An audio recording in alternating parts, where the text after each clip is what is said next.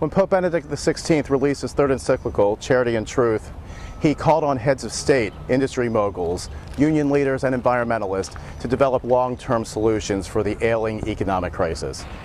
We'll take a look at what the encyclical, released in early July, says about labor unions in this week's Washington Report. I'm Chaz Muth with Catholic News Service.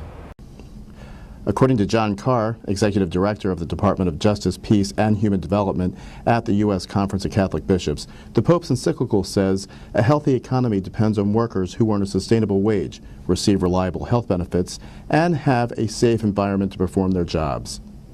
Pope Benedict, like earlier popes, thinks labor unions are a big part of the solution.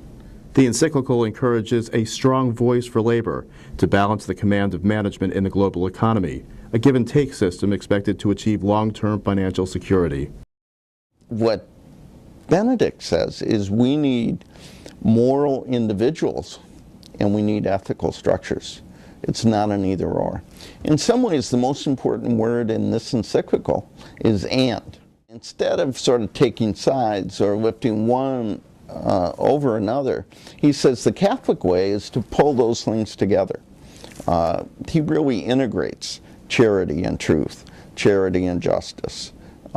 He talks about the economy and ethics in a way that make them seem not like competing values, but in fact things that need to work together for the good of the human family. Labor Union President John Sweeney of the AFL-CIO applauded the Pope's support of labor unions in the encyclical, saying it offers an ethical critique of the global economic crisis. The AFL-CIO is an umbrella organization for a host of unions that represents teachers, construction workers, cable laborers, and several others. Though Charity and Truth does support the workers' movement, it's far from being just a pro-labor document. Stephen Schneck, director of the Life Cycle Institute at the Catholic University of America in Washington, says Pope Benedict calls on labor union leaders to address the needs of workers, industries, and nations beyond the scope of their membership.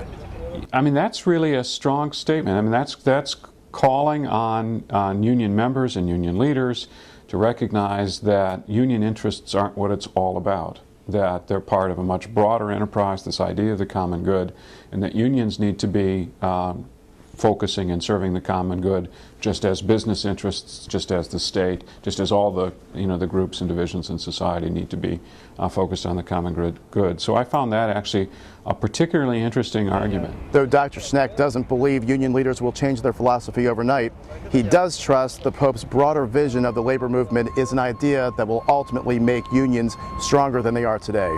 They need to be part of a bigger picture. And if you ask me, I think that bigger picture, that is reaching out, beyond their membership, is probably also the future for union growth. I mean, for unions to have, their proper place in society, for them to, in a sense, come back from the predicament that they're at, also requires, some degree of outreach like that. Reporting from Washington, I'm Chaz Muth with Catholic News Service.